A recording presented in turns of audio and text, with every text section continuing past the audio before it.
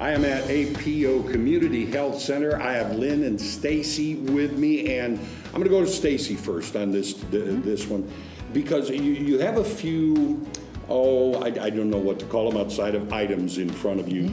And this is, in one of your programs, the harm reduction program, I know, you make this available to people.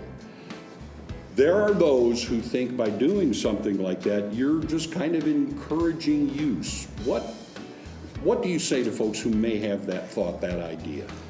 So there's some pretty common analogies that we like to use when we talk to folks about harm reduction, and one of the most common ones is to talk about the safety that we have built into some of the things we use every day. So like for example, if I get into my car, just the fact that it has a safety belt in it and that it has an airbag in it does not mean I'm going to get into a crash. It doesn't mean that I'm going to speed. It doesn't mean I'm not going to use my signals when I change lanes. I'm still in control of my behavior. I'm still in control of the decisions that I make in my vehicle. It just provides me an extra layer of safety when I'm driving because it's inherently risky. So this is very similar in that these things provide an extra layer of safety to people who are either using drugs that have potentially really dangerous ingredients in them that they're aware of, like fentanyl, or maybe they have some ingredients in there that they're not aware of. That one I understand, absolutely. I know, Lynn, you have kind of a take on this. I mean, we've talked so many times. What's your take on this? Whether we like to acknowledge it or not, people are going to do things that put themselves at risk. And, if I'm carrying an umbrella, it doesn't mean it's going to rain. If these are available for folks when they need it, it saves their lives, and that outweighs other concerns. These are not dangerous products for kids. They're not dangerous. If you use an naloxone, you're wasting it, but it will not injure you in any way. Okay. And most folks in our community have experienced the loss of someone to overdose.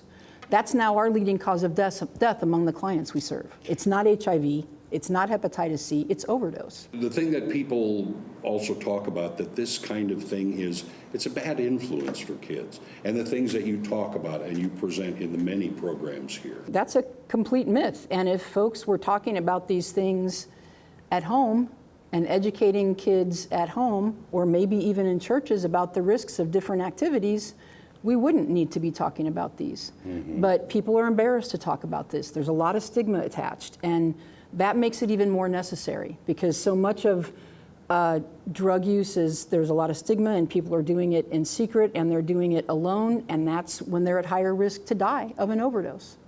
What do you find where that's concerned? I mean, bad influence, putting that in front of people, and the things you talk about here, that's a bad influence for kids. So we have to face the facts. We have to face what the kids are telling us already about what's going on with their peers, what's going on at school, what's going on in their social groups.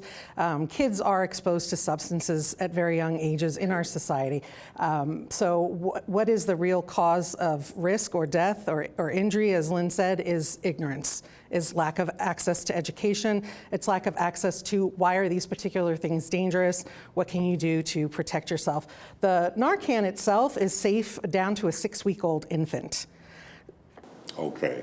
See, I don't care how many times I would have never guessed that. Yeah. So this is not going to hurt. If there's a kiddo in the house that opens this packet and sprays it in their nose, it'll feel funny, but it's not going to do anything. This will only have an impact on someone who is experiencing opioid overdose, and the only thing it will do is block those opioid receptors and begin to reverse that overdose.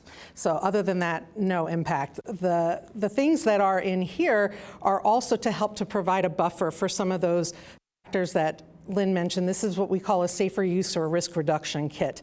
So there are resources in here for people who feel that they cannot tell someone else that they're having substance use issues. There are phone numbers and apps so that you can be monitored while you're using. And if you are starting to experience overdose, those people can send EMS response to you.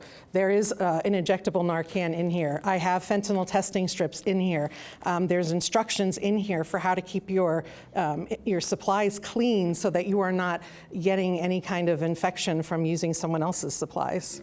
Very important right there. Yes. I think the other piece that a lot of people miss is that by having these supplies available, by having staff that are knowledgeable, if someone is regularly using these supplies and decides that they want to stop using drugs, we have a relationship with them and we can refer them to those agencies that can help.